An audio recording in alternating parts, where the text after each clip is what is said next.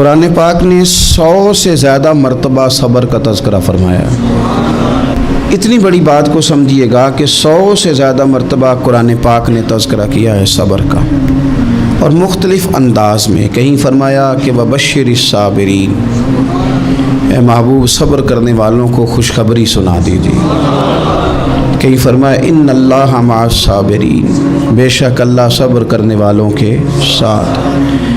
تو مختلف انداز میں، مختلف طریقوں سے اللہ تعالیٰ نے صبر کا تذکرہ فرمایا۔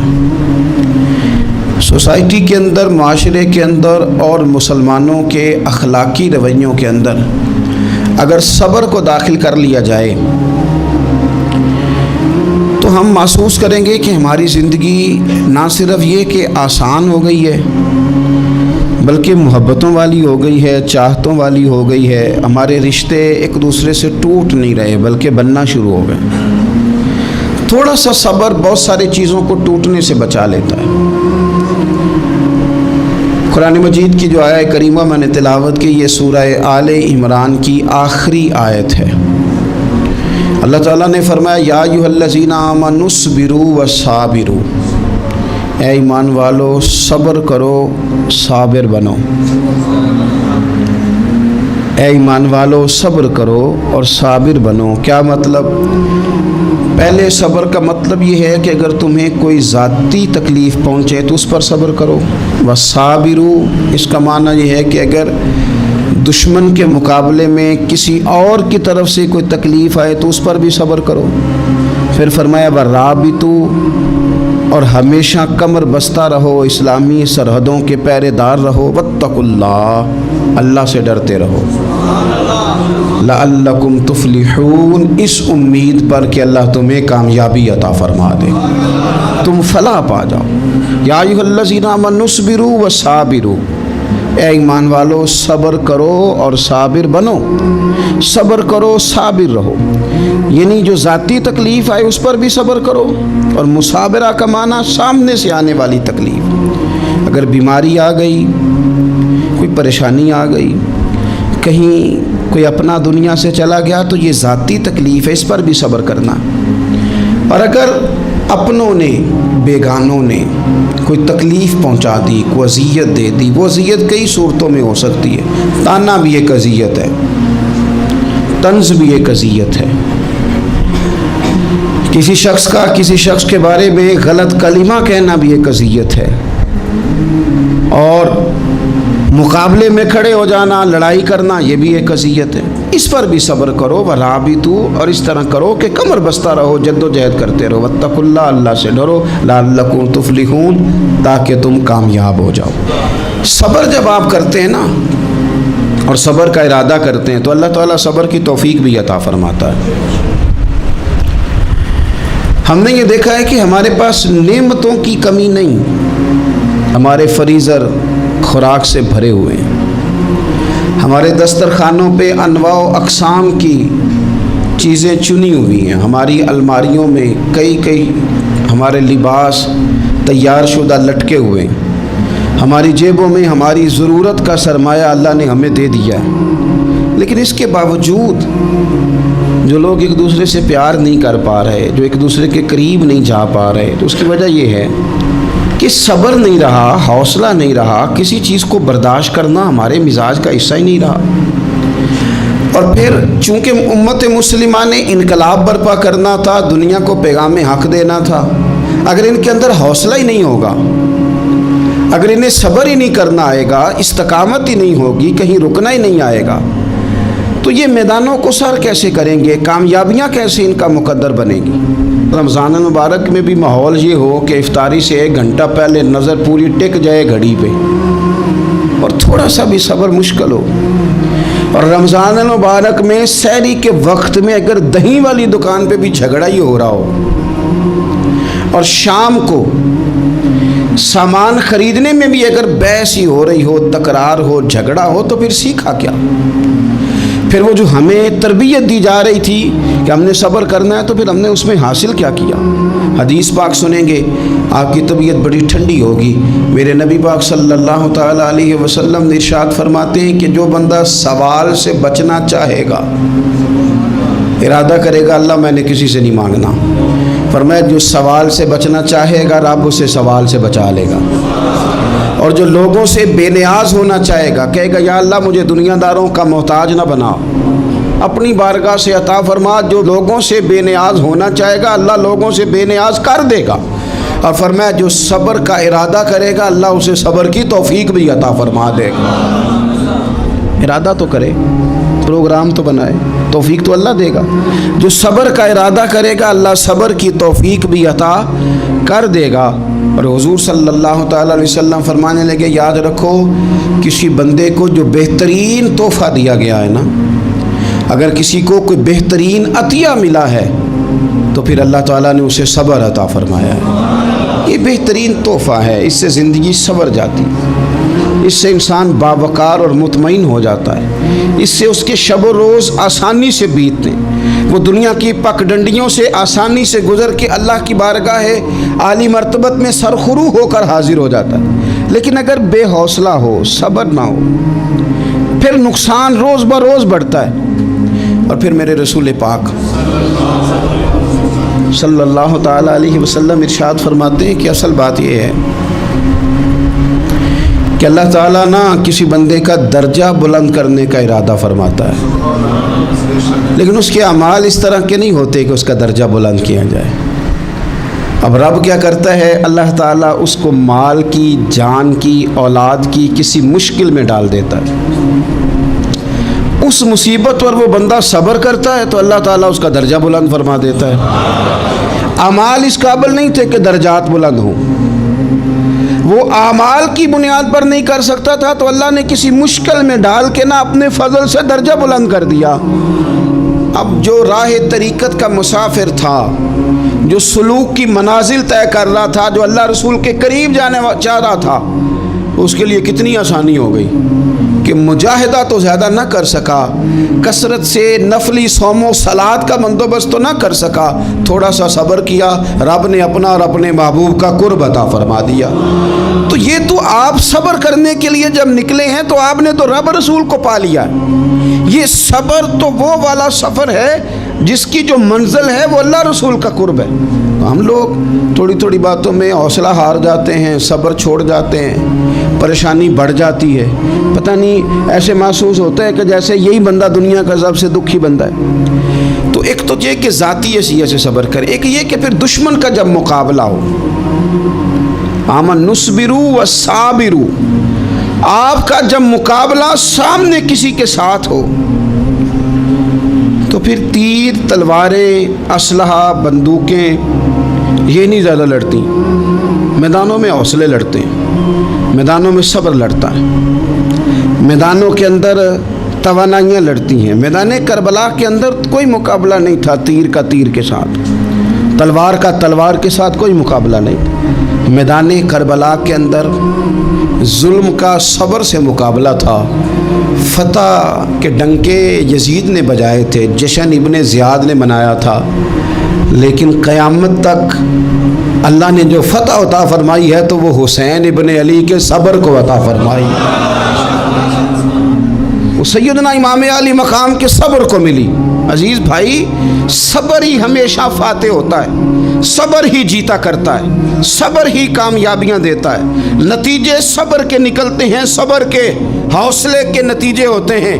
ہماری جلد بازی ہمیں شکست خوردہ کر دے گی، ہمارا حوصلہ نہ ہونا ہمیں ہرا دے گا، ہم کمزور پڑ جائیں گے اگر ہم بے حوصلہ ہو جائیں گے. سنو، میرے نبی پاک علیہ السلام نے تربیت کی.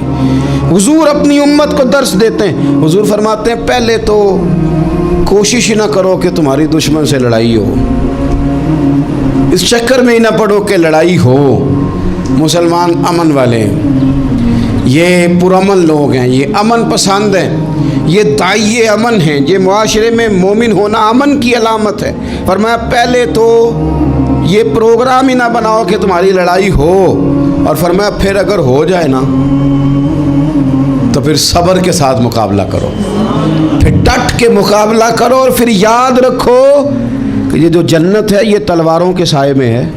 جنت تلواروں کے سائے میں تمہیں ملے گی. پھر ڈٹنا سیکھو. پہلے تو بات یہ کہ تم یہ ارادہ ہی نہ کرو لڑائی، اور اگر کبھی ہو جائے वो लोगों को बताओ कि हैं हम पुरअमन लोग, पर दीन के लिए खड़ा होना हो तो फिर हमसे ज़्यादा किसी को खड़ा भी नहीं होना आता, फिर हमसे ज़्यादा किसी के पास ताकत भी नहीं। हज़रत मौला अली शेर खुदा रज़ी अल्लाह ताला अन्हु के ज़माने में कुफर के साथ एक जंग हो रही थी, तो काफिरों ने ना जासूस भेजे कि यार पता तो करो मुसलमानों की तैयारी किस तरह की है। तो जासूस वापस जाके कहने लगा समझ कोई नहीं आई उनकी, वो तो राहब किस्म के लोग हैं, सूफी किस्म के लोग हैं, वो तो कटे हुए हैं दुनिया से, मुसल्लों में बैठ जाते हैं, रात को तो लगता है दुनिया से ताल्लुक़ ही कोई नहीं, लेकिन सवेरे उठ के मैदान में तलवार लेके निकलते हैं तो लगता है इनसे बड़ा मुजाहिद ही कोई नहीं। ये अजीब लोग हैं कि रात को मुसल्ले में बैठे तो लगता है कट गए दुनिया। ये सूफी लोग हैं, दरवेश हैं। यही मुसलमान की शान है। हो हल्का यारां तो बरे शम की तरह नर्म, रिज़्म हक को बातिल हो तो फौलाद है मोमिन, इधर आ सितमगर हुनर आजमाए तू तीर आजमा, हम जिगर आजमाए। हम तुझे अपना हौसला बताते हैं कितना, देख हमारे हौसले से टकरा के देख ये कितना ताकतवर और मजबूत है। तो अजीज़ भाई, अगर ज़िंदगी में आपको सब्र करना आ गया, मैं बड़े दिनों से ये उन्वानात बयान कर रहा हूँ, और आज तो खुसूसी तौर पर रमज़ान शरीफ के इस जुमे में मैं अपील करना चाहता हूँ आपसे कि कमज़ोर बातें करनी छोड़ दें, मायूसी के जुमले अपनी ज़िंदगी से निकाल दें। हम मुसलमान हैं। आप बीमार हो गए हैं तो ये भी खुदा का फजल है, गुनाह माफ़ होंगे। अगर अल्लाह ताला ने फ़कीर बना दिया, गरीबी आ गई है, तो ये भी फजल है, अमीरों से पहले जन्नत में जाएंगे। अगर अल्लाह तबारक व तआला ने किसी जगह आपको मकान नहीं दिया और दूसरे को दे दिया है, तो आप वो लोग हैं जो अजीम सुन्नत अदा कर रहे हैं सैयदना बिलाल हबशी की। अगर किसी जगह कोई कमज़ोरी आ गई है, कोई पीछे रह गए हैं, तो ये खुदा का फजल है। अल्लाह ताला ने चाहा हमारे लिए जो फ़ैसला, तो हम उस पर राज़ी हैं। लेकिन अपनी ज़िंदगी में और शिकवे इतने बढ़ा लिए हमने, इतने बढ़ा लिए कि लोगों से शिकवे करते करते रब रसूल से भी शुरू कर दिए। ग़ुलाम भी कभी शिकवा करता है, आका का भी शिकवा होता है, बंदा भी कभी शिकवा करता है, रब का भी शिकवा होता है, ये भी कभी होता है। आप न माने पर यह शिकवा है कि मैं बड़े डॉक्टरों के पास गया हूँ, आराम नहीं आया। न माने पर यह शिकवा है, मैंने कभी किसी को सताया तो नहीं, पर मेरे हालात नहीं ठीक होते। आप न माने पर यह शिकवा है कि फ़लाने के पास दौलत ज़्यादा है, उसने पता नहीं वो आगे निकल गया और मैं पीछे रह गया। न माने पर यह शिकवा है। किससे कर रहे हो? रब रसूल से। ओ हस बोले ते ओदी मेहरबानी, असां ते लाड ही लड़ावने ने। किससे शिकवा कर रहे हो? खुदा के बंदो, गुलाम गुलामी करते हैं, शिकवे करते हैं कोई। हज़रत उम्मे सलमा रज़ी अल्लाह ताला अन्हा, शौहर का नाम है अबू सलमा, बेटे का नाम है सलमा। कहती हैं मैं, मेरा शौहर, मेरा बेटा, तीनों, छोटा बेटा मेरा, हम निकले मक्का मुकरमा से मदीना तैयबा जाने के लिए। एक की बेटा है, ख़ानदान जमा है, शौहर की गोद में बेटा, ऊँट के पीछे मैं। फरमाती हैं मदीने की सरहद आ गई तो मेरे मेके वाले आ गए, कहने लगे अबू सलमा नहीं ले जाने देंगे मदीने अपनी बेटी को। मैंने कहा मैं मुसलमान हूँ, मैं तो अपने शौहर के साथ मदीने जाऊँगी। उन्होंने कहा नहीं जा सकते, तूने जाना है तो जा, हमारी बेटी नहीं जाएगी। ज़बरदस्ती मुझसे उन्होंने मुझे मेरे शौहर से अलग किया। कहती हैं फिर मेरे शौहर के कबीले वाले आ गए, वो कहने लगे अगर तुम अपनी बेटी को नहीं ना जाने देते तो ये जो हमारा पोता है ये हमारी नस्ल है, तुम्हारा नहीं, इसे हम नहीं जाने देंगे। वो बच्चा अपनी तरफ खींचते थे, मैं अपनी तरफ खींचती थी, मदीने की सरहद पे। ये झगड़ा ज़मीन के लिए नहीं हो रहा, मकान के लिए नहीं हो रहा, हुजूर के मदीने जाने के लिए हो रहा, हुजूर के मदीने जाने के लिए हो रहा, मदीने जाने के लिए हो रहा। लंघ कई महीने ते बरस गए ते तेरी दीद नू दीदे ही तरस गए। उन्होंने बच्चा खींचा, मैंने अपनी तरफ खींचा, मेरे बच्चे का बाजू उतर गया। फरमाती हैं मेरे शौहर मदीने चले गए, बेटा मेरा मेरे ससुराल वाले ले गए, मुझे मेके वाले ले गए। आज भी कुछ सियाने बंदे कहते हैं इसको निकाल दो और बच्चे छीन लो। उनका भी ख्याल था कि बेटा ले जाएंगे ना तो अबू सलमा भी मदीने से वापस आ जाएगा, ये भी वापस आ जाएगी। और यार इतना बड़ा भी जालिम कोई नहीं होगा जो माँ बाप से बच्चे जुदा करे। फरमाती हैं कि वो ले गए छीन के, मैं मेके चली गई। लोग रोटी खाते थे, मेरे हलक से नहीं गुजरती थी। ज़माना सोया करता था, मैं सो नहीं पाती थी। बेटा कहाँ, शौहर कहाँ, मैं कहाँ। उम्मे सलमा कितनी देर तकलीफ़ काटी। जनाब उम्मे सलमा कहने लगी, लोगों 1-2 दिन नहीं, पूरा साल बीत गया, पूरा साल। पर जे सोना ही मेरे दुख विच राज, जे सोना ही मारो मारो मैनू मार मुकाओ, मैं कोई उज़र ना पेश ले आवा, और जे सोना ही मेरे दुख विच राजी, फिर सुख नू चुल्हे डावा। फरमाया साल बीत गया। लोग सुबह उठ के काम काज पे लग जाते, कपड़े बदलते, ड्यूटियाँ करते, और मैं सवेरे उठ के उस जगह आ जाती जहाँ मेरा शौहर और मेरा बेटा बिछड़ा था। मैं सारा दिन रोती, आहोज़ारी करती, हुजूर के मदीने की तरफ मुँह करके मैं तड़पती। साल बीत गया, साल, एक हफ्ता नहीं निकलता बच्चों के बगैर। बड़े बड़े सियाने लोग परदेश जाते हैं तो बच्चों की फ़ोटो देख देख के रोते हैं, लेकिन कहती है माँ थी, बेटा बिछड़ा और फिर बेटा बीमार हो और माँ से जुदा हो, कितनी तकलीफ़ का मंज़र है। आप फरमाती हैं कि 1 साल बीत गया और मैंने किसी की मिन्नत नहीं की, मैंने कोई शिकवा नहीं किया, इसलिए कि जिस हाल में रब रसूल रखें। ये हौसला, ये सब्र, ये तवानाई।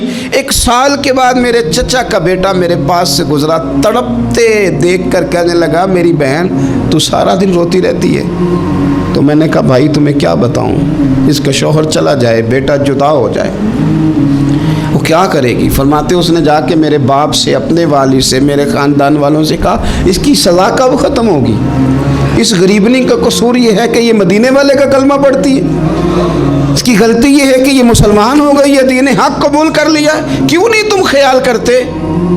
कहते उनके दिल नरम हुए, वो रज़ामंद हुए मुझे मदीने जाने पे। फिर उसने कोशिश की मेरे ससुराल पैगाम भेजे, कब बस करो, और बच्चा तो चिड़िया का जुदा हो जाए तो वह तड़पा करती है, और तुमने एक जीती जागती माँ का बेटा जुदा किया है, वो भी नरम हुए। रब ने असबाब बनाए, मेरा बेटा मुझे मिला। कहने लगे तू रह जा। मैंने कहा नहीं, तुम मुसलमान नहीं हो, तुम्हें पता नहीं ना, मैं यहाँ नहीं रह सकती, मुझे मदीने ही जाना है। अकेली इतना सफ़र, जंगलों का रास्ता, पहाड़ी रास्ता तय कर लोगी। मैंने कहा मैं कर लूँगी। जिन्हों वेख के ठर दियाँ अखियाँ ने, तो जिन्हों वेख के ठर दा सीना है। रब्बा तेरी सारी खुदाई च एक ही तो शहर मदीना है। कहती मैं ऊँट पे बैठी, बेटा मैंने गोद में बिठा लिया, मैं सफ़र करने लगी, पर दिल में खटका था कि इतना लंबा सफ़र, बेटा छोटा है, कैसे करूँगी। कहते मुझे उस्मान बिन तला मिल गए। कहने लगे कहाँ जा रही हो बहन। मैंने कहा मदीने। कहने अकेले जाओगी। मैंने कहा जाना तो है ना, कोई साथ चले न चले, पर शहर रसूल तो जाना है ना। आप फरमाती है मैंने उस्मान बिन तलहा से नेक बंदा कोई नहीं देखा, मेरे ऊँट की लगाम थाम ली। जब मुझे ऊँट पे बिठाते थे ना, ऊँट बिठा के चले जाते थे, मैं बैठ जाती थी तो आके लगाम थामते थे। जब कहीं मुझे उतारते थे तो ऊँट बिठा के चले जाते थे, मैं उतर जाती थी तो ऊँट को बांधते थे। सोना होता था तो ऊँट बिठा देते, मैं उतर जाती, वो दूर जाके लेट जाते। फरमाती थी फिर मेरे लिए मेरे रब ने असबाब पैदा किए और मैं मदीना पहुंची। मैं शौहर से मिली और लोगों मेरे नसीब देखो, मैं रहने कहाँ लगी, हुजूर के मदीने में, शहर रसूल में, शहर पाए नज़र होश में आ, ये कुव्वे नबी है। मैं हुजूर के हरम की ज़मीन और कदम रख के चलना, अरे सर का मौका है ओ जाने वाले, मदीने के खित्ते खुदा तुझको रखे, गरीबों फ़कीरों के ठहराने वाले। कहती है मैं वहाँ बसने लगी। आप फरमाती है मुसलमानों, शायद मुझसे ज़्यादा तकलीफ़ किसी ने न सही हो, पर देखो 1 साल पूरा मैं तकलीफ़ में रही, और जब मेरा सब्र साल को पहुंचा, सब्र की उम्र 1 साल हुई, तो फिर रब ने बंदोबस्त किया। फिर मेरे घर वाले भी नरम हो गए, ससुराल वाले भी नरम हो गए। रब ने मेरे आने जाने के लिए एक बंदे का बंदोबस्त भी फरमा दिया।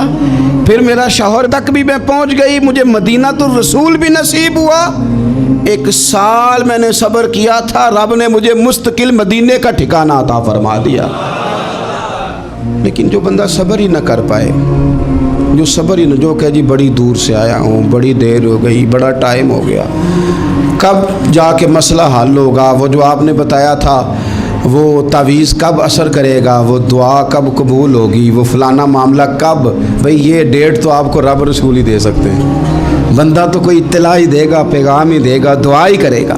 اگر زندگی میں حوصلہ ہی نہیں ہوگا، اگر آپ کو یہ قرار ہی نہیں آئے گا، ٹھہرنا ہی نہیں آئے گا کسی میدان میں۔ دیکھیں کچھ ایسی اذیتیں ہوتی ہیں جو اذیت ناک ہوتی ہیں، لیکن اگر غلامی میں آ جائے نا آپ تو وہ اذیت ناک نہیں ہوتی، اس چبھن میں مزہ آنے لگتا ہے۔ کئی درد بھی مزیدار ہوتے ہیں، کئی درد بھی، کبھی زخم ٹھیک ہونے پہ آ جائے نا تو اسے چھیڑو تو مزہ آتا ہے، اس لیے کہ کچھ درد بھی مزیدار ہوتے ہیں۔ آتش سے کسی نے کہا تو روتا بڑا ہے، اس نے کہا محبوب کی یاد میں تڑپتا ہوں، ابھی تو ایک دل ہے، میرے تو خواہش تھی کبھی دو ہوتے نا تو صحیح کر کے تڑپتا۔ رب نے دل ایک بنایا، کہتا وہ مزہ دیا ہے تڑپ نے کہ میری آرزو ہے یا رب میرے دونوں پہلوؤں میں دل بے قرار ہوتا۔ درد میں بھی مزہ ہے، پر شرط یہ ہے کہ لوگ درد میں بھی جینا سیکھیں۔ ہم نہ آرام میں جینا چاہتے ہیں، پنکھے کے نیچے جینا چاہتے ہیں، کاش کہ ہمیں صحرا میں بھی نیند کا مزہ لینے کا طریقہ آئے، پھر زندگی کے سارے راستے آسان ہیں، پھر اقرا بھی مشکل نہیں۔ لیکن چونکہ حوصلہ نہیں، صبر نہیں، وہ والا قرار نہیں جو ایک مسلمان سے رب رسول کا مطالبہ ہے۔ حدیبیہ کے موقع پہ نا نبی پاک صلی اللہ علیہ وسلم نے جو شرطیں کافروں کے ساتھ طے کی تھی نا، حضور نے نور بصیرت سے کی تھی نا، تو انہی شرطوں نے پھر فتح کے باب کھول دیے۔ ان فتحنا لک فتحا مبینا۔ ایک شرط یہ تھی کہ اگر کوئی مسلمان مدینے سے مکے آئے گا تو مکے والے واپس نہیں کریں گے، رکھ لیں گے۔ پھر غور کریں، کوئی مسلمان اگر مدینے سے مکے آئے گا تو مکے والے واپس نہیں کریں گے، اور اگر کوئی بندہ مسلمان اپنے آقا کی مرضی کے بغیر مسلمان ہو جائے اور وہاں سے وہ مدینے آئے گا تو حضور پناہ نہیں دیں گے۔ تو میرے بھائی، محبوب کی طرف سے آنے والا نہ صرف سوکھ ہی نہیں قبول کرنا چاہیے، دکھ بھی قبول کرنا چاہیے، دکھ بھی قبول کرنا چاہیے۔ ہمارا یہ مسئلہ ہے کہ ہم نہ میٹھی میٹھی کے قائل ہیں، کڑوی کڑوی کے قائل نہیں۔ اگر وہ کبھی دکھ دے نا تو محبوب کا دکھ بھی سکھ سمجھ کے قبول کرو۔ ہاں اس کی طرف سے کانٹا ہے کبھی تو اسے پھول سمجھ کے قبول کرو، وہ چبھے گا نہیں، انشاءاللہ مزہ ہی دے گا، وہ قبول تو کرو نا۔ تو اب حضرت ابو بصیر رضی اللہ تعالیٰ عنہ ایک صحابی تھے، ایک تو حضرت ابو جندل رضی اللہ تعالیٰ عنہ تھے نا، تو وہ تو حدیبیہ میں آ گئے، حضور مجھے لے جائیں، تو نبی پاک نے فرمایا میں نے وعدہ کر لیا ہے، ان کو بھی حضور نے واپس بھیج دیا۔ اور یہ بیچارے نا اپنے آقا کی جیل توڑ کے مکے سے بھاگ کے مدینے آئے، یا رسول اللہ مجھے قبول کر لے، میں بھاگ آیا ہوں، وہ بڑا ظلم کرتے ہیں، مارتے ہیں، تکلیف دیتے ہیں۔ وہ آئے تو ادھر سے نا اس کے مالک نے ایک دو بندے بھی بھیج دیے رکا دے کے کہ یا رسول اللہ آپ کا تو وعدہ تھا کہ آپ بندہ رکھیں گے نہیں۔ یہ آئے اور رکا بھی آ گیا۔ اب ذرا منظر کو سمجھیں۔ ہمارا تو یہ مسئلہ ہے کہ کہتے ہیں کہ میری 99 باتیں مانی ہیں، ایک نہیں مانی، لہذا میرا تعلق ہی کوئی نہیں۔